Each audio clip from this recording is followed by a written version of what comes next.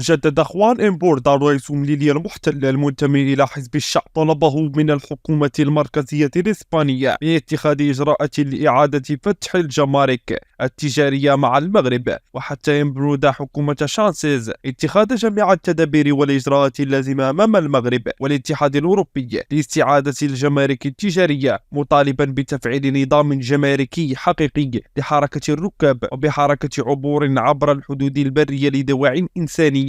وكانت العلاقة المغربية الإسبانية أول نقطة تناولها إمبرودا في الخطاب الذي تلاه خلال تنصيبه كرئيس لمدينة ميليليا المحتلة نهاية الأسبوع الجاري، وهو الحفل الذي حضرته شخصية إسبانية وازنة من المجتمع المدني والمتحدث باسم حزب الشعب في البرلمان الأوروبي دولوروز مونتسيرات والوزير السابق خافير أريناس. وقال إمبرودا إنه قرار عدائي من جانب المغرب إغلاق الجمارك التجارية، وكشف بأن هذا القرار تسبب في ضربة قاتلة للاقتصاد ميليليا وخراب العديد من الشركات والتجار. وأضاف إمبرودا اليوم لا يزال المعبر مغلقا بإحكام، وما يبدو متناقضا وأن النظام المسافرين الجماركيين من المغرب إلى ميليليا مسموح به، ولكن ليس من ميليليا إلى المغرب. وبموازاة مع ذلك عبر رئيس ميليليا عن رغبته في أن تعمق إسبانيا والمغرب روابط الصداقة وإرساء أسس التعاون والتضامن واحترام السيادة. يذكر أن المكتب الجماركي التجاري في ميليليا كان ساري المفعول حتى عام 2018 عندما أغلقه المغرب من جانب واحد.